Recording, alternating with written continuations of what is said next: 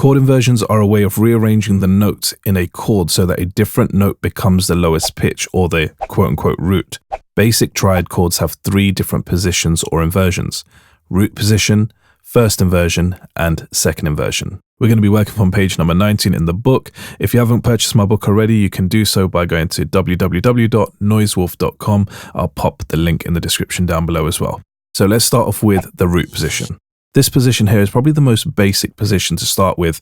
It's the most common way chords can be played, or at least in the beginner stage anyway. This chord progression here, the 1, 6, 4, 5 from the last session, is all done in root position, meaning that the root note is the note that gives the chord its name and is played from the bass or the lower register of the chord. For example, this first chord over here is in root position. It's a C major chord and the lowest note is a C, and that's all root position chords are. Now, what about first inversions? A first inversion chord is a type of chord inversion where the third of the chord is positioned as the bass note. And you can easily achieve this by going to the lowest note in the root position, which in this case is the C, and moving that 1 octave up. Now this E, which is the third of the C major chord, has become the first of the chord. So now that we have our notes E, G, and C, we're going to stay in this first position or this first inversion to create this second inversion. And to create that second inversion, all we have to do is make that fifth or the G the root note. So the only thing we're going to do is move that E 1 octave higher again. And now we have the pattern of G, C, E. And that there is the second inversion of the C major chord. So a quick little recap. If we go back to root position, here we have C major in root position. If we move the lowest note, in this case the C, 1 octave up, well then we have our first inversion. And when we stay in this first inversion and again we move the lowest note, in this case it's E, up 1 octave, there we have the second inversion. Now what happens if we do that one more time? Well, if we get this G, which is now the lowest note in that second inversion, and we move that 1 octave up, well look at what we've come to. We've actually come back to that root position. So all you have to remember is root position, first inversion, second inversion, then back to root position, and it just repeats itself over and over again. Now that we've had a look at that pattern of root position, first inversion, and second inversion, is it possible to go root position, second inversion, first inversion, and then back to root position?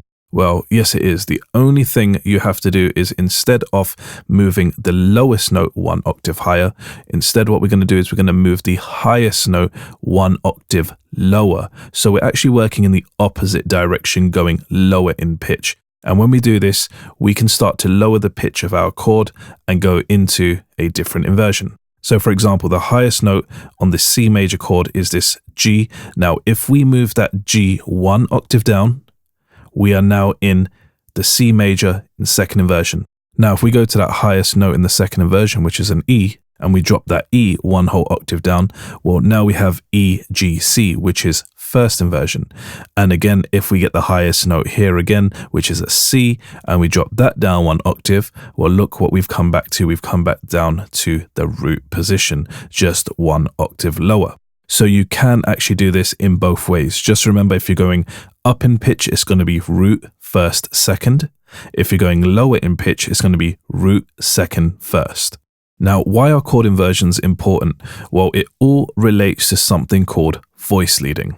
Voice leading is the technique of arranging individual musical notes or parts in a composition in a way that they create a smooth or natural flow, both melodically and harmonically. So in plain and simple English, it's all about keeping your chords close to each other, minimizing the jump from one chord to another chord. For example, if we have a look at this C major chord going to the next chord in this chord progression to the A minor, well, that is a huge jump. So to minimize that jump, we would have to use chord inversions. Now let's address the elephant in the room here. Do we need to use voice leading? Well, the big answer here is no. It just comes down to personal taste. I myself like to minimize the jumps in my music or in my chord progressions. I think it sounds a little bit smoother. Not only does it sound smoother, but when I'm actually playing the keys, it's much easier to go from chord to chord because my hand is not jumping from one section to another. And this is where traditionally that whole voice leading thing comes from. So think of it like this. Voice leading has two main benefits. The first main benefit is for players like me who don't want to jump around the whole keyboard and move our hand a lot of the time. And the second benefit is for producers like us who want to keep a smooth chord progression and just keep that tightness and that overall smoothness in our songs. But just remember, it is optional. If you wanted to go from one place to another place and there is a big jump, well, that's also fine as well. It's just about how you want it to sound. So let's have a look at how we can create better voice leading using inversions in this 1-6-4-5 chord progression. All right, so for this example, so we've got the C major chord. I'm actually going to leave that the way it is. And then I'm actually going to come to this A minor chord and pop that in first inversion, just like that. And then I'm going to come to this 4 chord, which is the F major, and let's pop that in second inversion. And let's do the same for that G major as well. And that's our last chord in the chord progression. Let's make that a second inversion. Now, look at that voice leading. Look at the highest notes. They're way, way, way closer than what they previously were. Let's have a listen to that.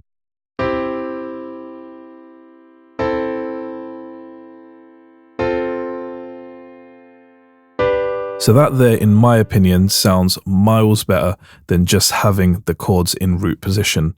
So what I'm going to do is now I'm going to actually reset these chords back to root position, and let's actually find some different inversions to go along with this chord progression. Remember, we're not just limited to one way of doing things or one set of inversions.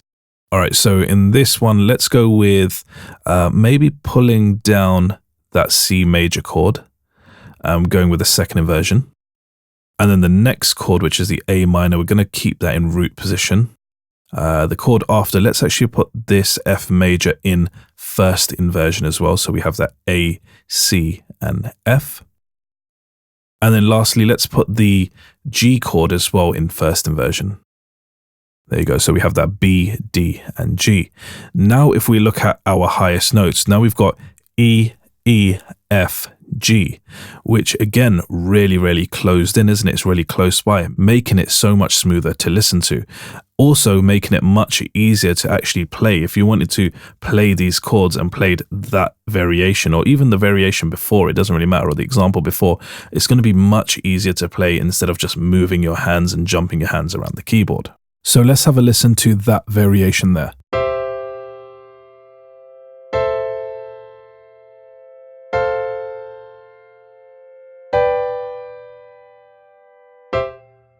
Thanks for watching. Make sure you comment, like, subscribe for more videos just like this.